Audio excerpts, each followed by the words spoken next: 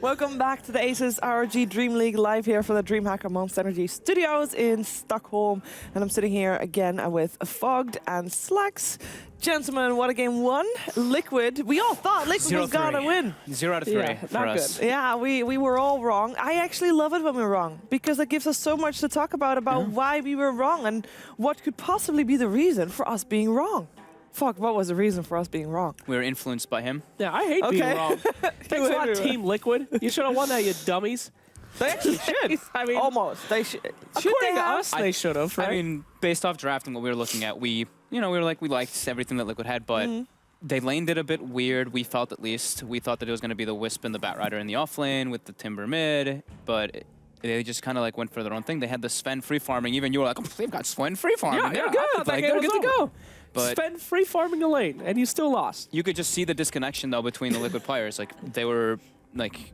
Even just the top lane, the Wisp and the Timbersaw, like Timbersaw would walk in to try to help him a few times, and you could tell Kuroky's like, "Yo, dude, I need to like tether you, like run away." Like you could see like there was definitely like miscommunication and stuff in between there. The team fights were kind of a bit all over the place too. They were like, some people were going on some targets, but it just looked like they weren't doing it like in unison. While when you looked at Escape, it's like, okay, they may have been doing like multiple simultaneous initiations, but they were doing it like very proper, and with the Murano ultimate, with the Moonlight Shadow and stuff, we're gonna see in a couple clips. They wrapped around and behind like the certain targets that they needed to, and they looked much more like a team, much more team cohesion on Escape. I mean, the way that they were able to isolate that Sven, so they did nothing the entire game despite getting all that far. It's like watching a kid try to grab a cookie. I mean, there's all these parents are just like, no, just get away from that. No. I just want to see like the damage done. If you look at just like the damage done throughout that game, it's probably like the Sven is probably very, very low compared to all of the heroes on Escape, even probably compared to most. At the start. Yeah, I mean, I wouldn't agree with you, dude. I think there was a lot of emotional damage that game for sure. I mean, Team Liquid definitely had a lot of emotional trauma. They definitely looked. They looked very disconnected. Very disconnected. Well, we are going to look at the clips. There's 2 clips for us today, starting off with a Roshan fight at about 24 minutes into the game. Pause, please. So let's take a look at what we have here. We have already got Escape. They started on the Roshan, right? Yep. So that's almost already down. There's no vision on that from Liquid whatsoever, so they don't know that, but they do initiate. Right. I mean, there's a Slardar on Dire. They're going to be going for Roche every moment that they can, and it's a pretty nice initiation here. Look at this. Yeah, disarmed. He's going disarmed, guys. Disarmed. He's going. disarmed. Do you guys see that? Disarmed? Disarmed is going on stun. All right, there you go. Disarmed drag stun back a bit. Okay, play please. Sorry. But it's already such like an advantage for Escape. Like you're looking, they have the Roche low. They're positioning inside of the fight. You see, I don't know. How do I draw? Whatever. You can. Yeah. We got some draws. There we go. You can draw. Overall, you see Synnern's positioning. He's perfect. He's all the way in the backside. Koikva finishes off the Roshan over here, while at the same time Kezu's in the right spot getting the Batrider. And they didn't originally even have Kuroky and Matu in this fight. They had to get relocated and brought back in. And as we've been talking about, Matu gets brought out in every single one of these fights. He gets locked down. YapzOr does a great job of singling him out, and he's not even doing anything in this fight. And he doesn't have a BKB BKB yet here either, so he can't actually hit YapzOr during his Blade Mill as well. Yeah, and it's like, okay, cool, you killed Kezu, but Kezu already did his job. He got the roar off, he got his book off, everything was done with him. Synderen, same thing, he got his ultimate off as well in there. And yeah, they killed basically the two targets which are the least effective in this fight. Clockwork was already super farmed, like YapzOr sitting very, very high up on the net worth, has a lot of impact, while Era as well. Like the heroes that they needed to kill were not the heroes that Liquid ended up killing. And it was just a very awkward initiation for them. I mean, they were going into a dead Roshan basically already. Yeah.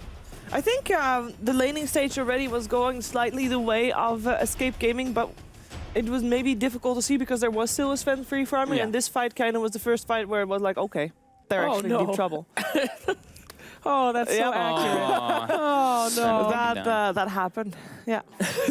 But it was a good thing that you pointed out too. Even though the Sven was the last pick, like Escape already had basically all the methods of kind of like trapping him if they got the levels, if they got their advantage in the early game, and they did it. But that's also attributing to, like, I feel like not like mistakes, but just maybe not planning ahead by Liquid. Like they did that duel offlane and they didn't have the bottle on the Wisp. So that was already like kind of weird. He got it very late. Mind Control was playing super aggressive instead of playing like a little bit back. I feel like if they had just gotten their levels up there, they would have been good to go. Like Warlock and Clockwork need their levels into the mid game. Like they don't do anything if they're just like level 4 or 5. They don't move either, and that's why I also thought the Timber was going to be mid. Because then they can't move and gank a Timbersaw at all, and Timber does perfectly fine versus Mirana.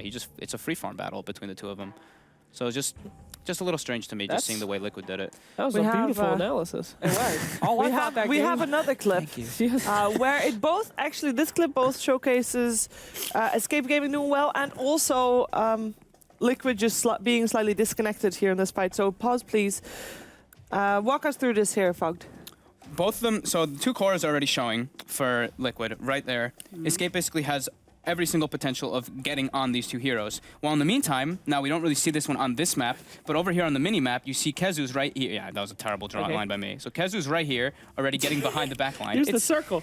The circle's massive. As you can see. As you can see in this whole area. In this mini-map here. Kezu's already getting in position. I feel like the Hawk placement in this game was actually very good. We didn't really get to comment on it, but so he already sees, he's getting in position to know where KuroKy is. They have the 2 cores already singled out for Liquid, and then as we see once this starts up, so we can get it moving now, they already get the double stun here. Kezu's wrapping around, going for KuroKy. Boba's in a fine position. Miracle's in a pretty good position, but they have an arrowed Sven. This fight is already completely lost. Can't do anything. Just watch Sven this entire fight. He's stuck the entire duration. He's just stuck. Okay, he gets graved, you know, just in time. Boba's there. In comes the tether, and I think Matumba thinks like, okay, now I can do stuff, so let's BKB, and then like a second later he dies. That was, I think, was that his first? No, it wasn't. It was his second BKB charge. It was one of the first 2. Yeah. But that's also what makes it hard. It's like they're running a single core Sven, so they have to be very, very careful about their positioning and about where Escape is positioned. And yeah, you can just see the Moonlight Shadow in combination with the Hawk and everything. They had just so many different potentials to make the fights be easier for Escape. And yeah, that's just what happened. Like Sven barely got attacks off in this game on actual heroes. Control, control, control. That's all they had. And they had so many BKB piercing stunts. I mean, it's such a hard game despite all that free farm. Maybe there was a different option to pick something else. So Slark. Maybe Synderen just next leveled and was like, you know what, they're going to pick Sven. It's going to be single core Sven. And we're going to pick all BKB piercing with a bashing Slardar.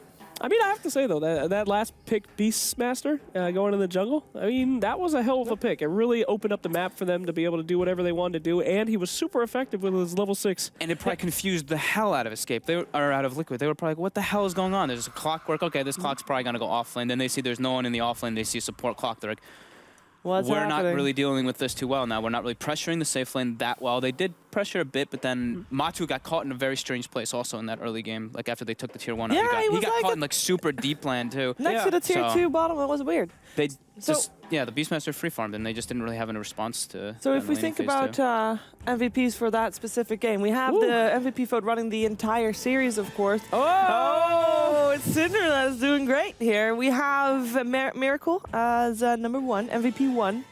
Exclamation mark MVP 1 if you want to vote. Exclamation mark MVP 2 for Matumaman. Exclamation mark MVP 3 for Yapzor, who had an amazing clockwork. I don't know why he is not higher than that.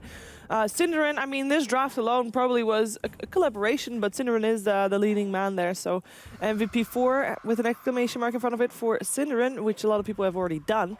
And then Quickfa, which... How are you not going to have Quickfa? He was 24 MVP 5. And 4. Come on, guys. He was actually so farmed that entire game. It was ridiculous. He was, I think it was, when they had 45 kills, he was part of 38 of them. So that's not even including Moonlight Shadows, where he may have like used it where the other team, like where the team went and got kills without him there. But he overall, I personally think that Quickfa was the MVP.